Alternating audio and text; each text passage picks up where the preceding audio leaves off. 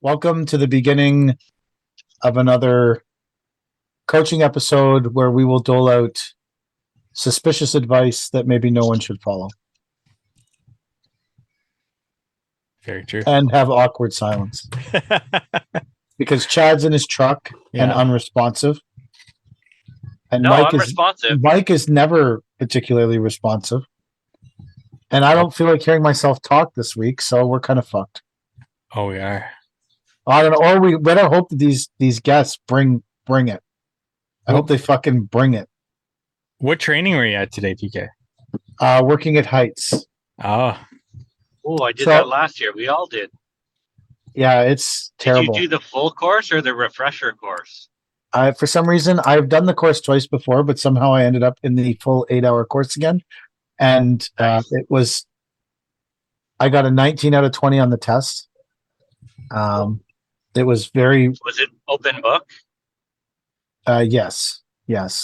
But I can say that I looked up one question, and I think that's the one I got wrong. What I will say is, I've decided there's a new hero in our society. Mike, your sign just fell. I know. And I think that the unsung hero of our society is the safety trainer. Day after day after day, these motherfuckers are going to rooms full of people who don't want to be there and have no interest in what they're saying, and they're still doing it. And I thought to myself, who would choose to fucking do this? I spent most of the day today amazed by the safety trainer, and I just thought the whole day, what life choices brought you here? What brought you to this room of 12 people that could care less about what you have to say? And you have to say it with energy and passion, and you have to act like you care deeply about it, and you have to know everything there is to know about a stage 1 retractable fucking thing that saves you when you fall, which I don't even know anything about it. And I was there all day. Like, it just, these people doing these training courses, they are keeping construction moving. With these people, you know what these people are? When you go to kids' sports or any sporting event, the unsung hero of the sporting event is the referee. They take the abuse, and you wonder, why the fuck did someone start refereeing? But without the referee, sports cannot function. Without the umpire, without the referee, sports is an unfunctioning entity. And without the safety trainer, commercial construction is an unfunctioning entity without safety inspectors and the safety trainer, because the government just won't allow it. Without these people, they are because who in their right mind wakes up? He was telling us a story about one of the MOL inspectors today, and he was saying that this guy walks onto everyone's job site and says, I write more fines than anyone else. I find more people in Ontario than anyone else finds. And he's like, what kind of an attitude is, well, and then he said, what kind of an attitude is that? And I said, bro, this guy's an MLL inspector. Who the fuck wants that job? That's the shittiest job on the planet. You got to make it into some kind of game. I'm going to write more fines. I'm going to find more orders. Like, what do you expect from this dude? He wakes up every morning hating himself for his life choices that led him to be a Ministry of Labor inspector, because that is like also a shitty ass job, other than it's a government job with a pension. Basically, you're going around harassing a bunch of people that don't want you there, that fucking hate you, and probably have half of them nowadays can't even speak your language. That's the truth. And like this, so what did you expect from this guy? He was going to wake up and be like, man, I'm like Bozo the Clown. I'm going to make balloon animals for everyone on the job site today. No, this motherfucker rolls in and says, I'm here to find your asses. You all hate me. I'm going to teach you a fucking lesson. And then the safety like this whole safety people, they are the referees of construction, man. No one wants to be them, but we absolutely have to have them. That's what I learned today in my 8 hours of working at Heights training. Also, if there's a big hole in the floor, don't remove the plywood and put some styrofoam there. That leads to death. I also learned that. Or tarp. They told us not to tarp the hole. Don't tarp the hole either. Also, could lead to Tarp death. the hole. Yeah, Could lead to death. Yeah. Could lead to Yeah. death. So, I have a quick story about the last time I did working at heights training. If you guys have a second before we fire up these coaching calls. Yeah, no? Yeah, Sure. absolutely. fire I'm it. gonna Go, say Chad. it anyway. Here we go. Okay. Last year we did working at heights training, and if you'll remember, we had a female employee named Sam. And shortly after doing the working at heights training, Sam left us, and we don't know why because no one could get a hold of her. But while at the safety training, there was someone from a different company there. I think he was like a millwright or something like that, right? And he took Sam's name and phone number off the sheet that they pass around, the sign-up sheet, and called her No. because he had a crush on her. I swear to God. Yeah. Oh, no. So as far as I know, she wasn't interested, but this guy actually had the balls to take her name and number off the sheet, write it down, and call her. He's a millwright. What the So- fuck do you expect? Yeah, I think he's cockeyed. But I don't But even yeah, know what so- millwrights do. At least it wasn't the safety inspector, the actual person doing the event. It just goes That's around true. and does this to Yeah. everybody. That's the truth. It's like the guy who hits on the summer student at the landscape supply yard. Where the Did that fuck do happen you at think? your work, Mike? I was a summer student at this yard. Did Anyone- anybody hit on you? Did anyone hit on you, No, Mike? no. Who's first, Mike? You guys ready here? Chad, are you ready? We can't see you. I'm ready. It's very distracting. As ready Chad. as I'll ever be. I know, but not I, being able to see you is very distracting. We just see iPhone 412 as Chad here. We've got Thad joining us from Timberwood Landscaping here. Ooh. Thad, can you hear us there? Yeah. Awesome. How you doing? Good. How are you guys? Good. Good to see your I'm face well. there. Thank you, Thad.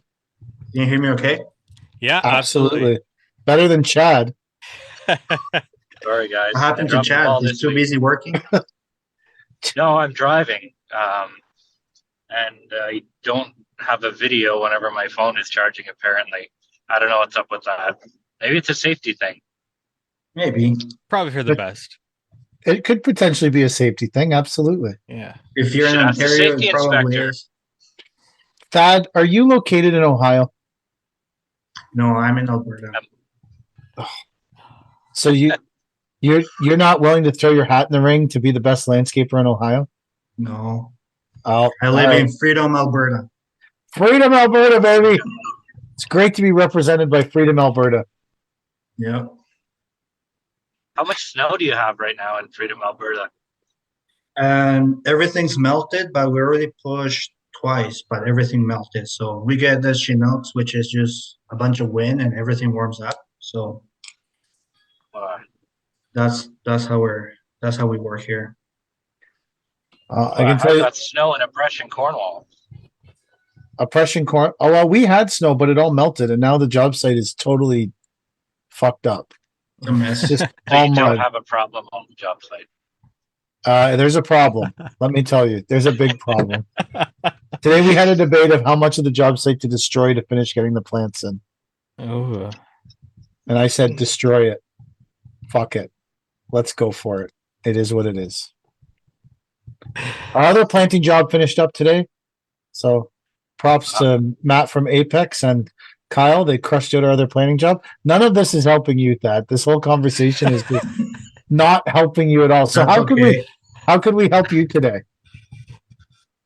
Well, Well, I just signed up for a coaching call, but I'm not sure if it's a first hour coaching or a second hour coaching. which hour would you prefer? I don't care. I have two sets of questions. Well, you're currently in the first hour, but we always welcome second hour questions. Oh, yeah. Fire away, Thad. Okay, how to know what gurus I should listen to? Ooh, Oh, that's a tough one. Is that a second hour question or is this a first hour question? Up to you how you want to Well, you can respond. edit this however you like. Yeah. Yeah, Mike's in charge of editing. Yeah. What do you think, Mike? You are really probably the most investigated into the gurus of all of us. I form random opinions and then spout crap about these people that I might not even know is true. So what do you think, Mike? I think it's always good to do your own research and trust your gut. I think that's the best way you can go about it. I think it's good to know who you're listening to and why they feel that they can speak with authority on a subject and trust your gut in that sense. That's my 2 cents on it. I think Don't that trust anyone. Go ahead. no, you go ahead, Chad, please. That sounded interesting. Don't trust anyone. I like it. Yeah, I like Don't it too. trust anyone, but especially don't trust anyone who isn't speaking from experience. Yeah. I think that if I'm looking, I'm very judgmental person.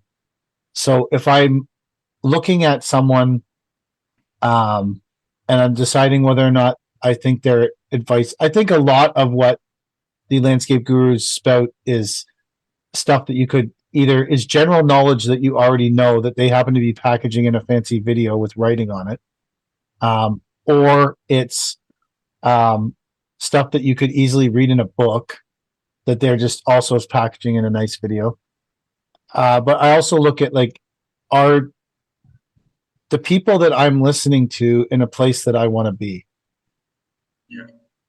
If they're not, regardless of who it is or how they present themselves, if their company isn't in a place that I want it to be, that I would want myself to be, or my company, then I think that that's my first sort of judgment is this person. That doesn't make their advice bad. It just means it's not going to take me where I want to go if they're not in the place that I want to be. My problem is I don't know what I want to be or where I want to go, so that leads to a lot of chaos. But that's probably my first thing. And then secondly, I think, Chad's right, Mike's right. You got to take a good look. I think too, what financial investment are they looking for from you? If someone wants $10,000 from me, I think I'd probably do a much deeper investigation into their G Wagon than someone who wants $10 a month from me to be on their OnlyFans and they're going to give me out free landscaping advice. Trying to figure out what that to me is. Also, I think you have to, if you're going to be involved with someone on that level, you have to at least agree with most of their stuff in principle. There's some of the gurus that I could watch 10 videos and 6 of them I drastically disagree with, and 3 of them I mildly agree with, and 1 of them I think, yeah, that's actually practical sort of stuff. I wouldn't follow that person. If I'm watching someone online and I'm agreeing with 8 out of 10 things they say, then maybe that might be someone that I would consider spending more time around.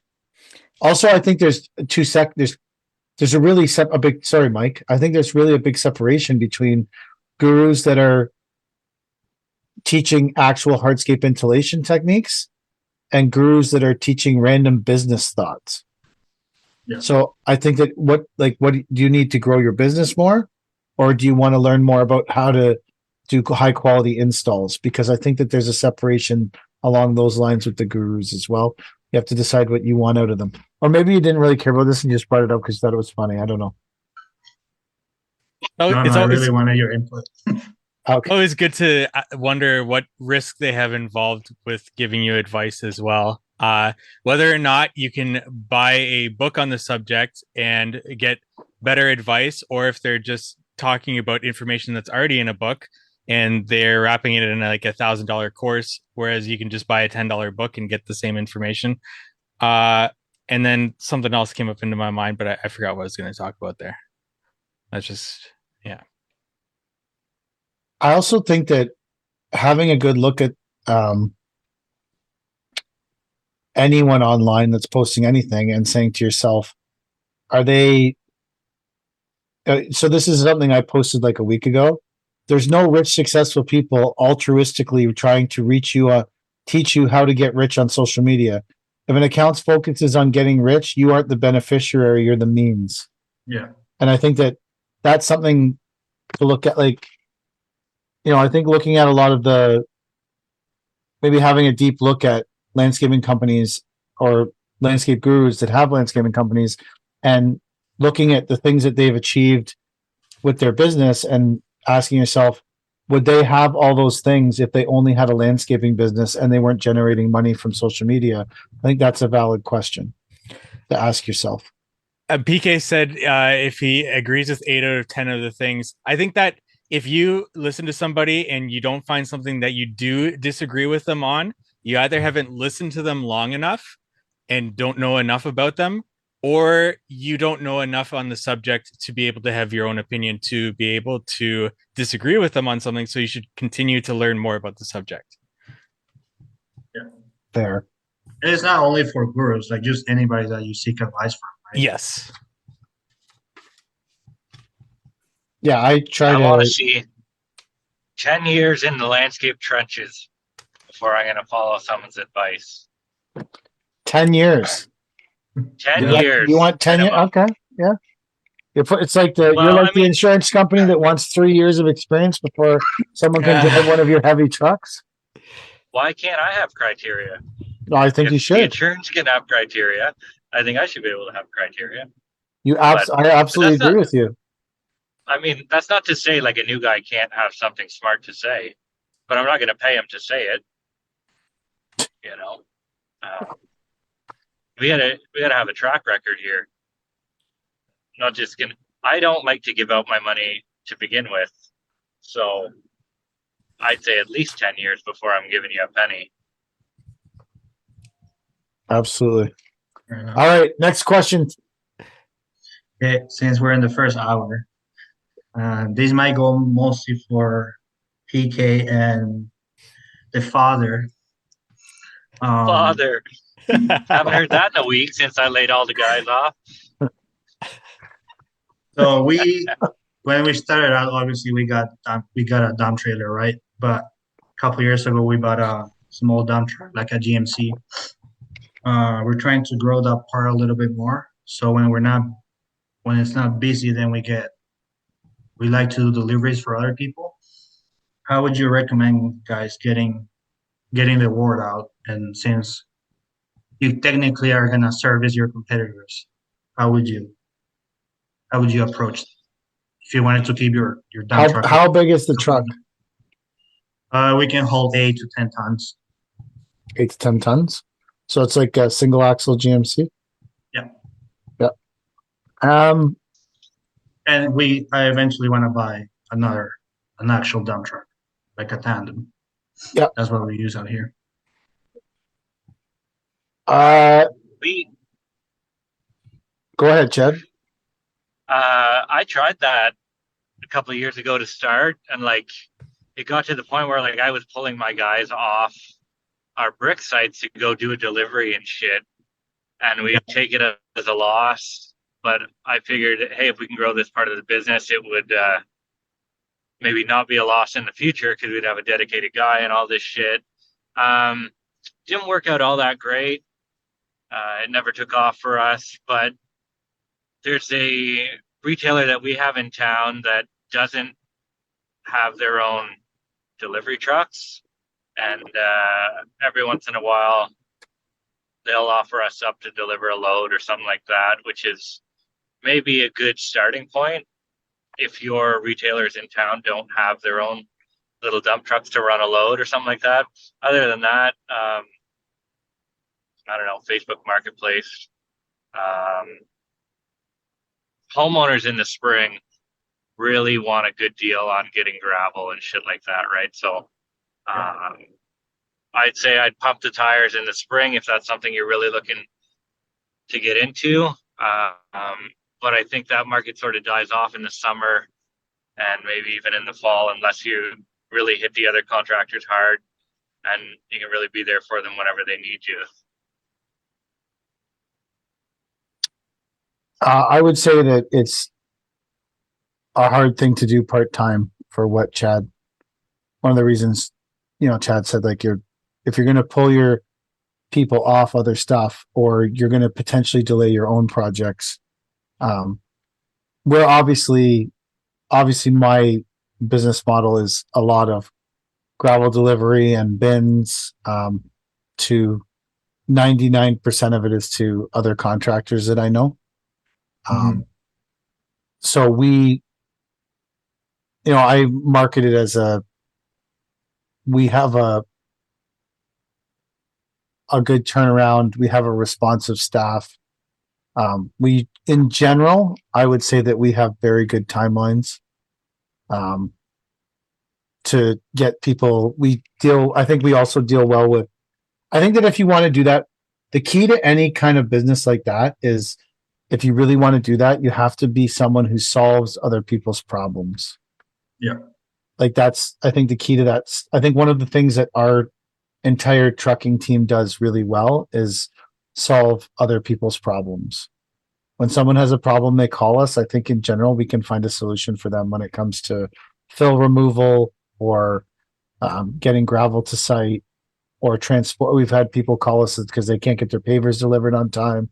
We'll find a way to get them picked up. Float machinery. I think making people's jobs easier is one of the main keys. We have probably 10 really base core clients that we work with constantly all the time. Mhm. And then we have probably 40 other clients that we work with pretty steadily, but some of them have their own trucks, or some of them will do a dump trailer dig, and then next time they want a bin, or some of them want the gravel delivered all at once. And I think that it also depends on their schedule. Chad said about the spring being busier. This fall, our trucks weren't as busy, I think, because a lot of the landscapers weren't as busy. The leads weren't rolling in as much, and everyone was sort of doing a bit more stuff themselves, which is, if you have the truck and you're trying to keep it busy on your own, like, you could use it for your own stuff too then. But I think that the first thing you have to realize is that whenever someone calls you for a delivery, if you're not in the business of doing deliveries and delivering gravel, that it will be inconvenient to your schedule. Yeah. And if you can't accept the inconvenience in your mind easily, it's not a great business to be in. But for us, like, it's a priority. And there's lots of times I've pushed something of my own to get something done for a client. Because but I mean, now that was more at the start when we had one dump truck. Like, we started off with one triaxle, really doing gravel deliveries and doing floating equipment. And now we have, obviously vastly more vehicles on the road. So it gets easier and easier, because the more trucks you have, the more people call you, because they know that you can help them. When you only have one, that's the hardest time there is, period. Because everyone thinks it's booked or it's busy, and they don't call you. And if they call you once and you can't do something, they don't call you back. Like, it's just, I would say to you, you have to be prepared to prioritize that over anything if you want to grow that as a business. Yeah. Also, trucking doesn't make a shit ton of money. So if you have some dream of, like, partying in Vegas every weekend on your trucking money, then don't do that. I know. That's just It's mostly just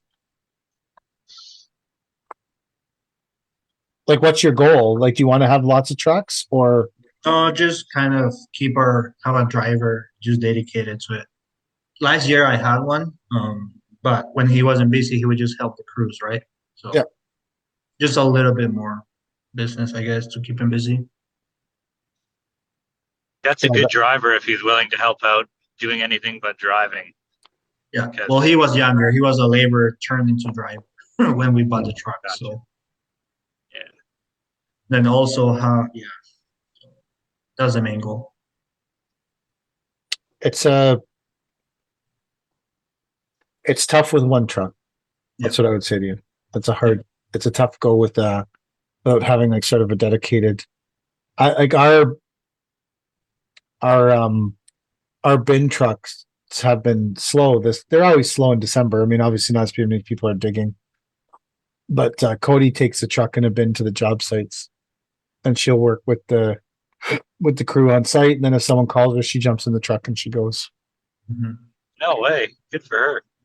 Yeah, she does that. She's been doing that for about a month.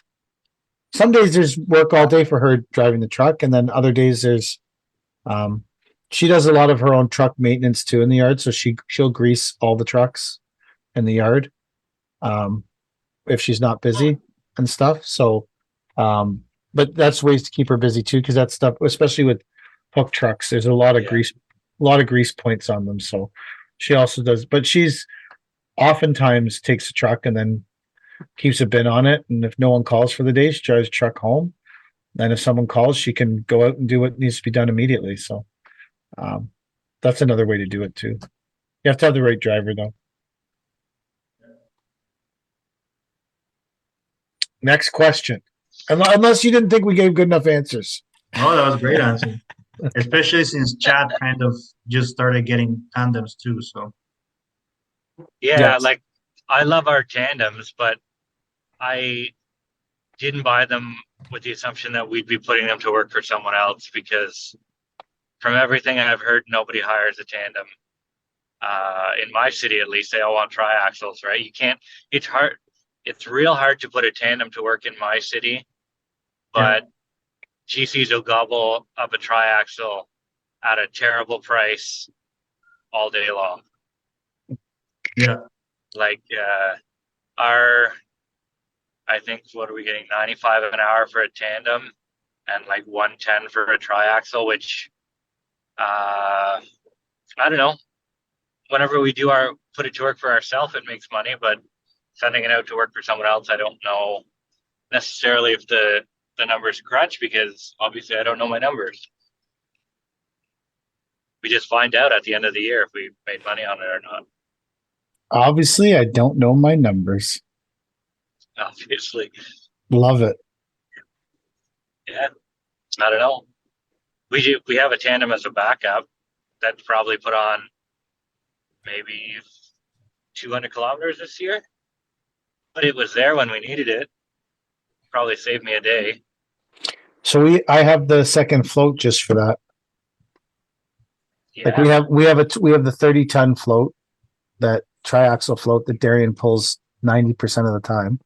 And then we have the original 20-ton tandem float that's Christie's float. But that tandem float sits around a lot. But for the value of it, or what we could sell it for, the triaxle floats been in for a week getting safetied. And last time I drove by, they still hadn't even brought it in the fucking building. So I don't think that's ending anytime soon. Although you'd argue there's not much to a trailer, and you'd hope that once it got through the door, they could fucking safety it pretty quick. But Darian, having that 20-ton float allowed him to do 5 or 6 floats last week, and he did one today, which I don't know that it justifies money wise. Like, we earned enough to justify the existence of the float with it, but it certainly keeps consistency, and it ensures that our clients didn't have to call someone else, which I would say is, you can't put a money figure on that for what that float brings. People don't call you for the extra equipment you don't have. People don't call you for extra equipment you don't have. There you go, Chad.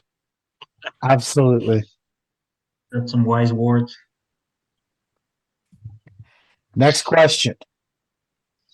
Well, this goes kind of along knowing your numbers.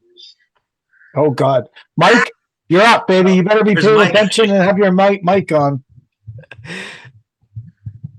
So when you're trying to determine your capacity based on like labor hours per season or days per season, what do you guys take into account? And do you do like 10-hour days with 2 hours overtime, 12-hour days, or how long do you think you'll work in a year? It's kind of my question. How do you determine your capacity? That's one thing I know, or I guess, and I'm pretty accurate. I say 1,600 hours per man per season. Yeah. Oh, is what I okay. base things on. I don't know if it's close or not. Mike, why don't you tell me? Well, how do you get to that, Chad? I don't know. There's 50 work hours in a week, and there's months in a season, or 4. Wait, But do you stick to that each I don't year? know. I just picked 1,600 hours. What's Yeah, that that? seems to be average. Yeah, like I 1,600 think, hours is pretty fair, to be honest. But like, I think Thad wants to know how you kind of come up with that number rather than what number you use. You know what I mean? See, that's goes along with the rest of my business. I just pick a number and it magically appears to work. Gotcha. So, I don't know. I use 50 hours a week for 2 hours, so that's 200 hours a month, right? Yeah. And there are 8 months in a season, so 1,600 hours. Here, at least, there's 8 months in a season. Yeah. So me, what I do is I used to look at my previous year and just use those numbers. So I was always trailing a year behind for the overhead that I wanted to make back into my business. Now I'm more so taking an average, but also trying to factor in and keeping track of rain days per season, or rain days that I lose, not necessarily rain days that I can still work in. Maintenance on equipment I keep track of, which is very minimal for me, so I don't have to worry about that. But obviously for you, you would want to track that through your season. Basically, I do what Chad does, just multiply hours per day times week times weeks in a season. But I then take off the time that I'm not working during that time period. And I think that's basically what you're asking there, Thad, is like, how do you figure out what that wasted time is? I just keep records on everything. And with everything that I'm kind of developing, it's going to make that easier and easier on me to do, so that I can accurately, because that's a crucial number, right? Just like the same reason why you would ask that. I'm just trying to keep records each year of what that wasted time is for me. Yeah. I don't track any of this at all. I have no idea. I should, maybe. But you still base your day rate off of 8 or 10 hours, right? Who, me? Yeah. I base my day rate off 12. Okay. And then I tell the guys, because we do some jobs with traveling. Yeah. So I base it off 12. I hope they're back in 10. Well, see, like, we pay them to travel. So like, we pay them to drive from the yard to the site and drive from the site home. So my goal is that they're back to the yard within 12 of when they start. So I tell the foreman, if they start at 6, my expectation is they'll be back at the yard by 6 at the latest. So they, if that means that they're far away and they have to leave the job site at 4:30, they leave at 4:30. If that means they're or if they're only 45 minutes away, then maybe they get back at 5:30 or whatever I tell them to try and contain their days in the 12-hour day, because that's what I allow for. And then they try, I guess.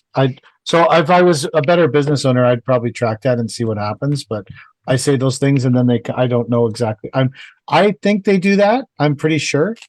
So, but hopefully. Are there hours based on the honor system, PK? Our guys? Yeah. So they all check in. We have the Connect Team app, so they check in and out on that. But yeah, we don't have a lot of guys. We're not big like Chad. I think your crew's the same size. I'm just joking. No? Just joking. Just giving you a hard time. Thanks. So we have 9 in total.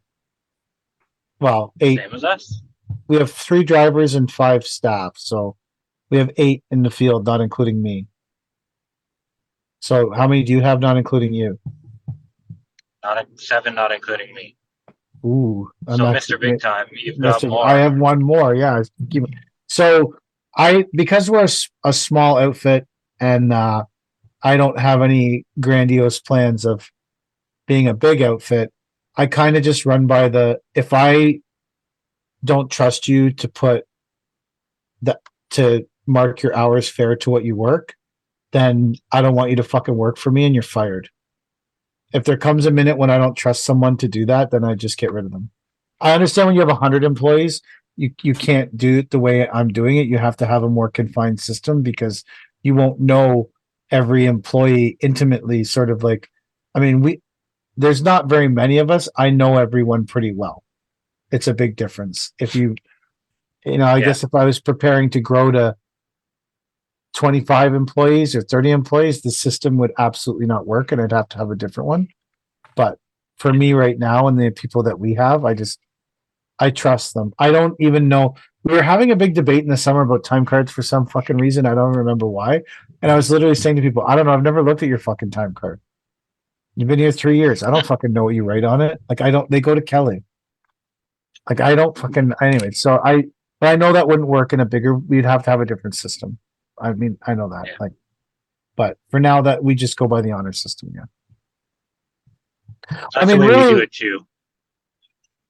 I guess really, like, Ricky's the foreman. He sets the hours.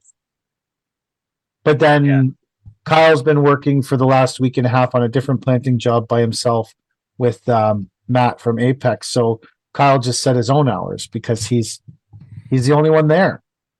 So he marked the time I know that some of these apps do geolocating when people, and ours will do it, but our internet at our yard is so fucking bad that it won't check them in and out. So they just do it manually.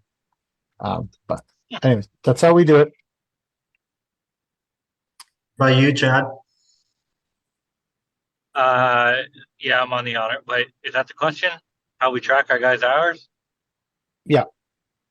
I forget. Yeah?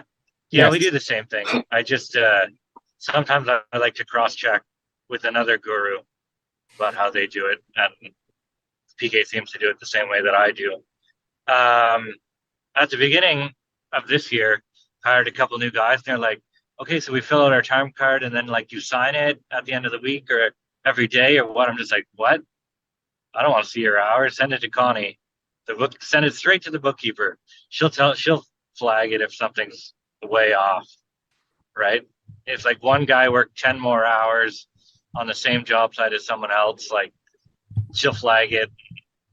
We'll discuss it or something like that. But that's as far as it goes for us. Like if you're, like PK said, if you're on the honor system, if I don't trust you to mark down your hours correctly, then I don't trust you to work for me. At this stage in the game, anyway. Yeah, you have more grandiose plans than I do. So are you going to change that up at some point? Then no, I don't necessarily want a bigger crew. I just want to make more money in everything we do, right? Or find easier ways to make the same money or more money. I feel that. Is a till rotator the answer? What's that? Sorry? Is a till rotator the answer? Absolutely. We shave 2 guys off every season with that till rotator.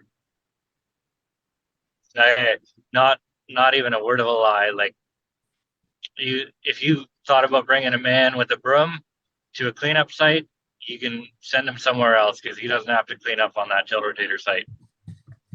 Till rotator can do it on its own. It's an incredible thing. Dad, we got time for one more question here. If you got a good one to end things off with some fireworks here. Great, sounds good. How do you attract more Brandinis into your company? Winners like Brandini. Fuck. Brandini, I don't know where he went. He a couple weeks left in the season. In typical Brandini style, he fucked off like he's done on us before. Oh. So really? Like maybe he'll be back. True magician, he just disappeared. Yeah, he's elusive. He's Brandini. What do you like? Here's the thing. if you don't expect a lot out of these guys, then you're not upset whenever it doesn't come to fruition, right? Like when he shows up, great guy, good worker, hard worker, can do a lot of things. But I'm not going to put all my eggs in Brandini's basket. I'll scatter them about with 4 other laborers. And honestly, like over the past couple of years, I think we carry 1 laborer too many just as a float guy, because fucking it seems like every second day someone's sick or something's wrong, like it's just we have an extra laborer just for that.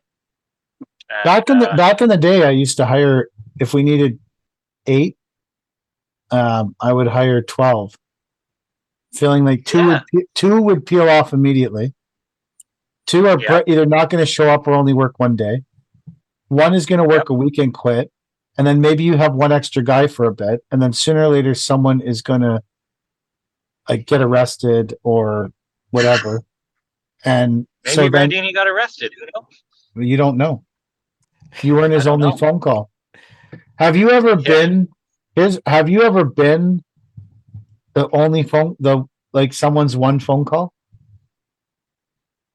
Never. I haven't. I'm not personable enough to be a worker's 1 phone call. I think that they call you daddy, so I think that's you maybe haven't run into the problem yet. Yeah, that could be true. I suppose that's true. I have been the 1 phone call twice. Well, there you go. Wow. Good times, baby. Did you come through? Obviously. I'm OG landscaper, bro. You put up that bail? I obviously came through both times. Put up the bail, live in my fucking house. Sign out and be responsible for your fucking ass. Yep.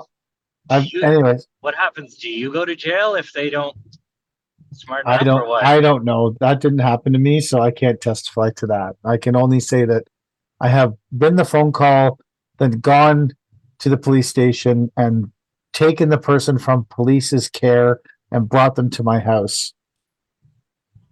I have done that, yes. And once I was counseling someone who was about to get arrested. That has happened to me. In the midst of being arrested. That also happened. So anyways, good times. Wow. Landscaping. As we like to say.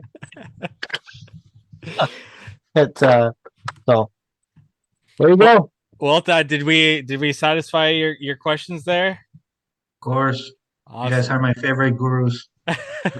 Thanks, buddy. Dad, where can our audience find your business on Instagram or wherever you want to send them to? Yeah, we're on Instagram and Facebook, just Timberwood Landscaping. That's our name. Awesome. Dad, thanks a lot for the great questions, man. Thanks, brother. Yeah. Take care, guys. Have a good one. Take care. Bye. Bye. All right, we're just waiting for our next guest to come into the waiting room here. This is actually a guest that PK, you had on, or actually reached out to you for coaching, which kind of prompted our whole coaching series here. It's a series now. Well, Chad, not being able to see you is horribly distracting. Sorry, guys. I don't know why it is. Next week. I know. This isn't going to show well on YouTube. You're the good-looking one. My reception's dogged. Nothing against you, Mike. Hold up. Who? Holy cow. You guys keep talking there. I sent the wrong links to everybody, so I had to figure this out. Perfect. Oh, my goodness. Why were you in Kitchener? I got to piss like something wicked. Visiting friends. Why wouldn't you just pull over and jump out? Because it's the 401. It's the busiest highway in Canada. Not where you are. It's the part of the 401 is the busiest highway. But I'm not where I am. I'm where you are. The 401, part of it is the busiest highway in the world. The most traveled road in the world is the 401 around Yonge Street. Yes. In the whole world. So, I mean, that just still seems like a place to take a piss. Well, I'm not going to stop in the dark on the highway. I'm going to hit an en route in 37 kilometers and pee in my coffee cup so that I can continue to podcast with you Obviously. guys. Not going to miss a beat. That is the landscape urinal is the coffee cup in the open door. I've probably said that before, right? Like, we don't get a toilet delivered to site because the guys just whip open the door and piss in an old coffee cup. And we have Michael joining us here from Electric Lawnscapes. Michael, sorry about sending you the wrong link there, but thanks for joining us here, man. Of course. How's it going, Michael? Hey, how's it going, PK? All right, let's see. It's going well. I love how you spell your name. I didn't have a choice. No, I do. I'm being honest. Like, there's a lot of Mikes in this world, man. Like, if you're in deep trouble, just start yelling Mike and some motherfucker will come to help you. But how your name is spelled is unique and interesting. I like it. Appreciate it. So I'm only on the episode where you all were talking about printing 3D printed houses with cement. So I don't know if you already covered this, but I actually need help knowing my numbers. We have never covered this. Hold on now, because everyone always talks about know your numbers, but they never actually put it out there. They never actually go, hey, it entails this. You know what I mean? And Mike, Michael, you're on with Mike. There's 3 mics here. Yeah, this is going to get confusing. So I'm on with the mic tripod. Chad and the mic tripod. You're getting triple teamed as you're taking a piss in a cup at the side of the road. I'm not there yet. Mike is a expert of knowing his numbers. So whatever your questions are, Mike, you're on, baby. This is your moment. Well, PK is a knowing your numbers guy now after talking about the G-Wagon there. And the G-Wagon. That's great advice. So I would include PK into this here too. Sure. Michael, what do you got for us here? So I have my overhead for the month, but I feel like I'm missing some things. So I was hoping you guys could fill me in on that. And my monthly overhead's small. You know, I just started back in May, so it's only about $1,200 a month. So I don't know what line items should I be having in there, or what do I include on estimates and invoices, things like that. So I don't include any overhead on actual estimates and invoices. So it just goes into my labor. And when it comes to trying to figure out what to include into overhead, basically like anything and everything that comes out of your account should be in there, as well as anything that's like included in taxes too. So I've got a small office space in my actual home, and a percentage of that square footage gets written off or for taxes. I include that into my overhead as well. Like all those small little things. I budget marketing. I mean, the list is pretty extensive to kind of list off here. Bank fees, interest. I can incorporate my equipment into overhead as well. Tool budget per season. But I think like the easiest way, like just Google a list of overhead expenses. And it's just something that I've also included on resources that we hand out with our software, is just a list of every overhead line item that you would ever want to include, basically. Cool. And that's in your software? Yeah, but I can send you that afterwards. It's a list that I could go off on at length here, but on the spot wouldn't be able to list off for you ABC here. But yeah, I'll send that to you afterwards. All right. This is for Chad. What is EM? It says experience modification rate. It's for workers' comp. I'm trying to do this. I'm trying to get into commercial. They have me filling out this qualification form, and one of the bullets is workers' compensation experience modification rate data.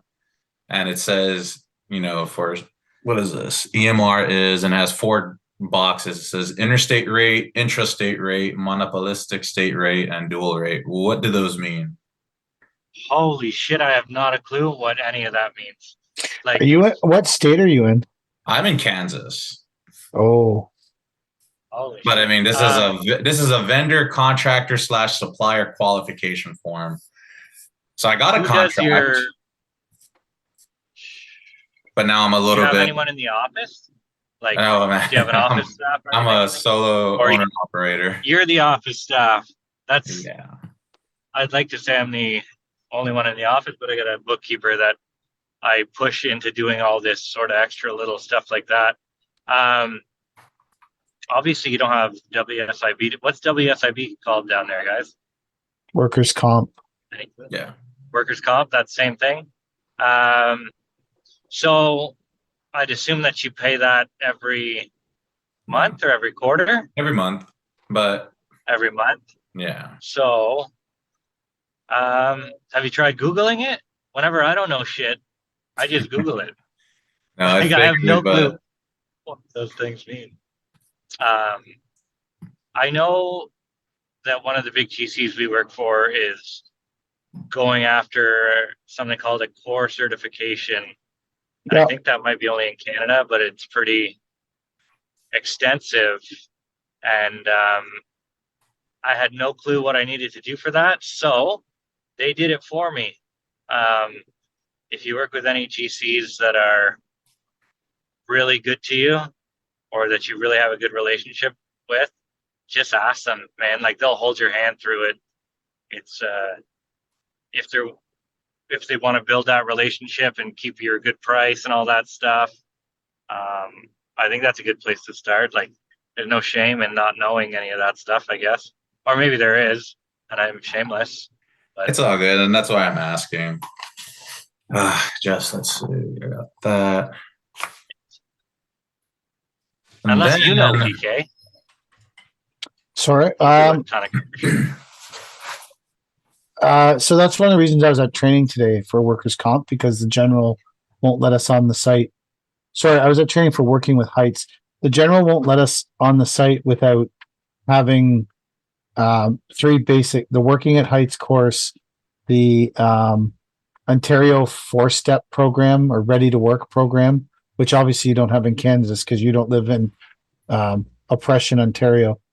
And the other one is everyone has to have a WMIS card.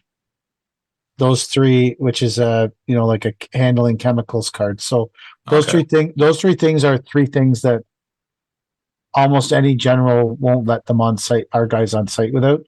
And then our guys carry like a small package of, Kelly in the office they're like, like you keep your insurance things in the glove box. We had a bunch of extra ones, and we have a small pack of them. And then everyone's cards are in there for all their safety stuff. So they have like their Bobcat training, their excavator training, their WMIS, their working at heights training. So that way, if we get an inspection by MOL, they can pull it out and show that they have all the cards too. Plus, we also keep in every truck, we keep in the 2 crew trucks, we keep books of everyone's safety information, so that if something happens to their little envelope, they can go to the truck and flip open to their name and show all their safety cards as well to the inspector. That's stuff that we do for commercial. I know, like, we just recently took on a big job, and it took Kelly like a day and a half to get through their computer stuff of how to invoice them. It was this long, drawn out process. So, and I know that they wanted we have a Form 1000, which might be similar to the stuff you're filling out, but it's all that information from the government at once. They wanted our Form 1000, and they wanted, what was the other stuff? They wanted a lot of stuff like that. Anyways, the Form 1000 was the big one that they wanted. And we work a lot with a core certified company, which is like a safety program thing, like Chad was saying. And they have a safety, like part of their thing is they have to have a dedicated safety guy. So they will help us through that process the same way as if they have something special or something that they need, or we need some kind of training, they let us know. Okay. And then, like, you're talking about like in this country or in Ontario, you have to have a clear WSIB certificate in order to work on a site. Okay. So maybe that's, you guys have like a workers comp clearance. I'm not too sure. I have it. I just don't know what I'm supposed to. So before like say the general pays us ever, like say in 275 days when the general pays you, they'll ask you for a valid WSIB, and that says that we've paid and we're up to date with our payments. Okay. And so they'll give us a valid card so we can get paid. And then technically no one's supposed to pay you. Like even a homeowner on a residential site, it's illegal for them to pay you without seeing that you have valid WSIB. Technically, not that anyone would ever enforce it. Don't send me 5,000 emails about how I'm wrong. I am absolute, or DMs or whatever. It's the truth. Just no one enforces it. Perfect. Chad? And if you're still having a hard time with it, you can hire a sub guy to do your safety shit. And maybe that's where we're at, sort of getting someone to put that all together in a package for us and charge me $5,000 or whatever it is just to do it. Like, I'm not opposed to paying that if it takes the headache off of my shoulders, because God knows there's a million other things I'd rather do than health and safety packaging for my guys. You know? Right on. Awesome. And then Pletz, you said that you don't use. I don't know which video it was. It was you said you don't use 3/4 clear up against the footing of the home. Right. Why? Drainage or water? I just don't like water up against the foundation. I know like Techo Block used to promote, or Block Techo used to promote putting up like almost like a pond liner up against the foundation. So yeah, either that or what about sealer, like sealant? Yeah, I don't know. What I typically do is I just use like a non-woven, and then for the first few feet, I'll just do dense graded base, and then transition towards open graded base. Okay, so that was a question I had because I hate traditional base with a passion. Right. And yeah, the moment I heard that on one of your videos, I was like, oh crap, well, I don't want to mess this up, so let me go with traditional base. And it was on my first patio. Patio came out fine. It's just it was a pain in the ass working with traditional. Yeah, I don't know what PK and Chad do in these situations, but it'd be interesting to hear what they do. Well, there's clear gravel around the tile at the bottom of the foundation. Yeah. So, like, I don't know. I'm good with clear against the foundation. I know they used to say, oh, you got to build a wall separate from the foundation to take the pressure off and all this shit. If the foundation can hold like a regular backfill, traditional backfill or clay backfill or whatever, and frost and all this shit, I'm okay building up against it. I don't buy into that whole you need a fourth wall on a patio or something like that. And I could be completely wrong, but I've never in 12 years had an issue building up against the foundation with clear or not. Is that even with a raised patio, Chad? Yep. Okay. You bet. I've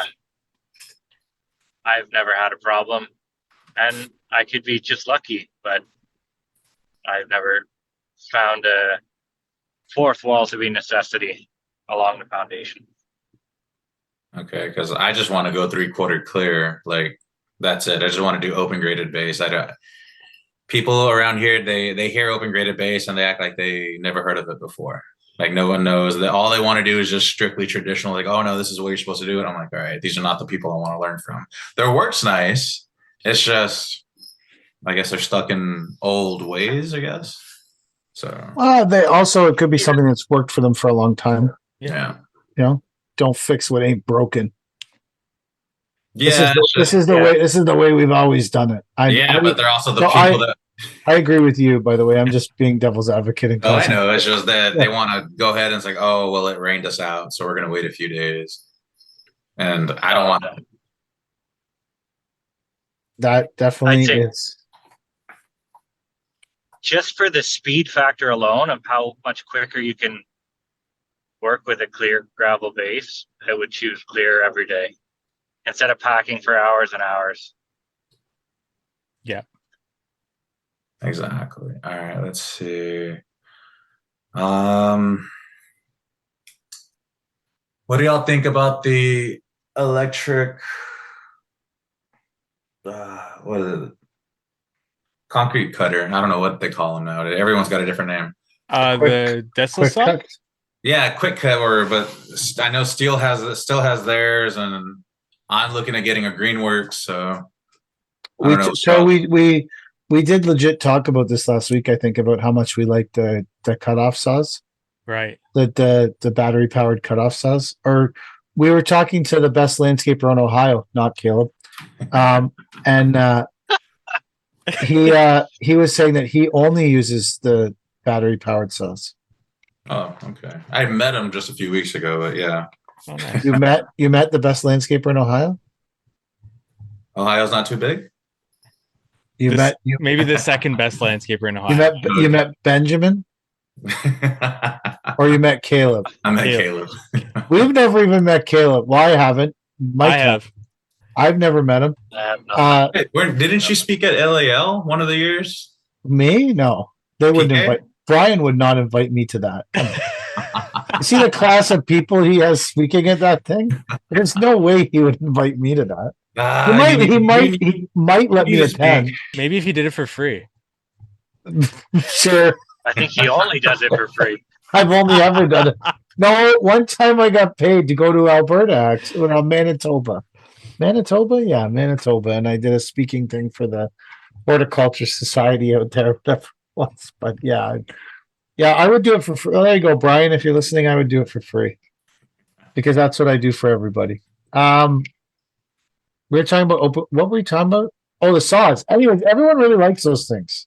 Okay. Our guys love the saw. They all really liked it. They thought it was great. So I would say to you, that if you're thinking about we have a Milwaukee one. I can't talk about the other ones. Ours has been an effective tool that's been well used. All right. Because I almost threw out my shoulder this past summer messing with the pull string. Yeah. Yep. It's also loud. Just. Michael, is your lawn care business based on basically electric or battery? Everything operated? I do is electric. Yeah. Awesome. So I'm looking at getting that Milwaukee plate compactor next year. Yeah. Oh, I'm interested in that. I think that would be cool. Yeah. So I'm trying to make the moves, but right now I think I'm just this whole year was just getting my feet wet, see what I like most, and hardscaping is just fun. I'm out there, my hands are hurting, and my back's getting a little sore, but it's fun. You know what I mean? Just watching everything you do come together. And what was it? Halden stones are a pain in the ass. Yeah, I did a herringbone pattern on, I think it was about 650 square feet, and I had no idea you weren't supposed to just go Holland stone right off the rip. Yeah, Jesus. And everything I do is, just by hand. I don't have the financial backing yet, so everything was wheelbarrows and right. And don't be afraid to rent when you're just starting off too. Oh, I've rented okay. Just for the beginnings, just moving things to the backyard and other stuff, but. Oh God, Holland stone. I just remember starting out and being too stubborn to rent something and thinking that I could just do it, and that took me a bit too long to actually hop into renting things.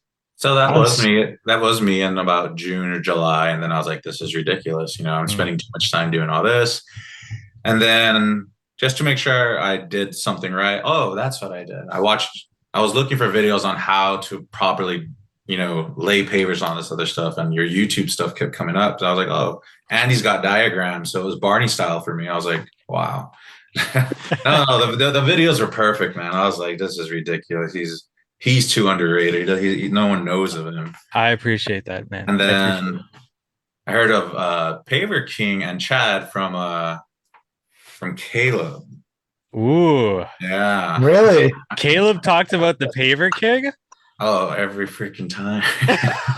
So I would mind you. I only recently started listening to your all's podcast just a couple of weeks ago. It took a while to get through all of Brian's and Caleb's this past year. I barely discovered podcasts around this time last year, so Yes.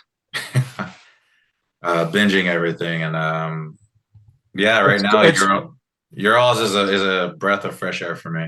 Awesome. It's good that it's good to know that somewhere in Ohio, my name is being spoken right now. Oh, at least one. Every Somewhere in 10 Fairfield County. every 10 seconds in Fairfield County, the name Paver King rings true.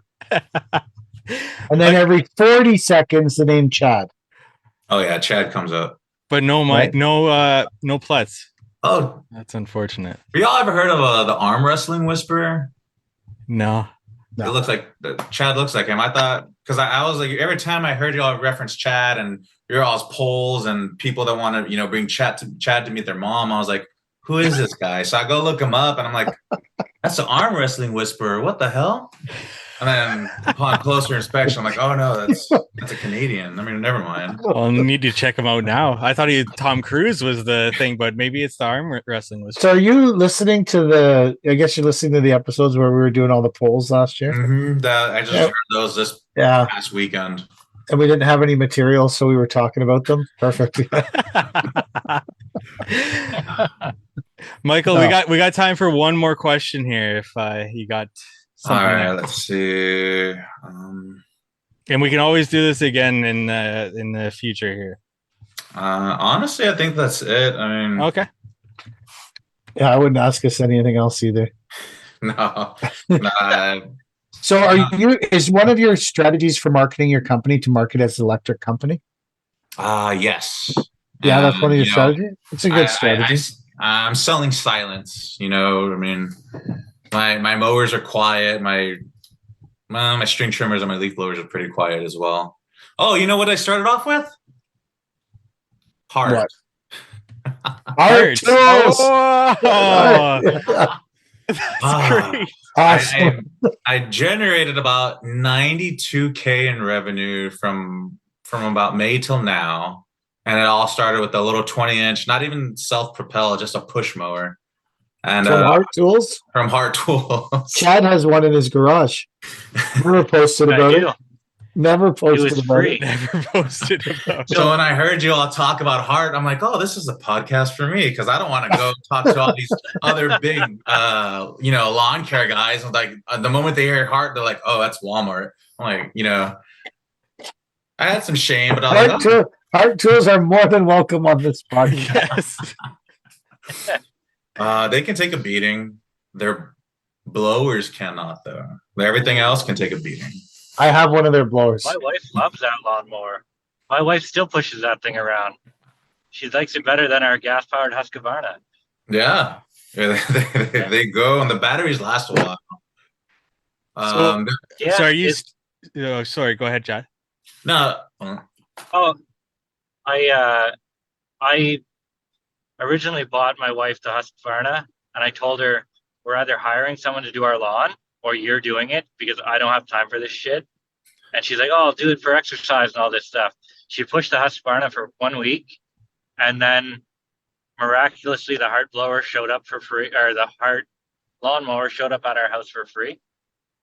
We plugged that one in, and she's like, "I'm never using a Husqvarna again. It's way too heavy compared to this Heart lawnmower." Interesting. Then So, Michael, are you going to hold on to lawn care and hardscaping? I wanted to have, in the grand scheme of things, I want to do hardscaping more. But what's it called? Cash flow. I just want to get one guy, and I have people that are on standby. I get guys on the weekends. They have full-time jobs, but they usually help me out with my hardscape jobs and everything else. I want to give them the lawn mowing, and I just want to, focus on the hardscaping. Good, man. Nice. Yeah, that's what I want to do. And Well- thankfully, Greenworks is making the tools for everything, so they got their power cutter. But yeah. Well, Michael, congrats on the first year of business. I hope. Do you get winter there? Are you going to be working through the winter? For the winter, I just finished doing Christmas lights. Just this past week I had my last clients, and I'm just gonna go ahead and work under somebody else, and then do my marketing up until the spring again, and then that way I can find a way to bulletproof my winter next year. You know what I mean? Christmas lights. Boy, do we have an episode for you. I haven't heard it yet, but I'm actually really good. So check out last week's. Yeah, last week's the second, the worst hour. Yeah. Yeah. All right. But, all right. I appreciate it, guys. It was nice meeting all of you. Chad, get a camera. Yeah, well, I usually do. It's just I'm not sure if my insurance is listening to this, but I can't be on a video. I think hands-free is okay, but I don't know how they feel about a video. Just tell them you're the arm wrestling whisperer. They'll never know the difference. That's the truth. Yeah. Michael, thanks a lot for the great questions, man. I appreciate it, guys. Have a good one. Thanks. Y'all too. Take care, brother. Have a good one.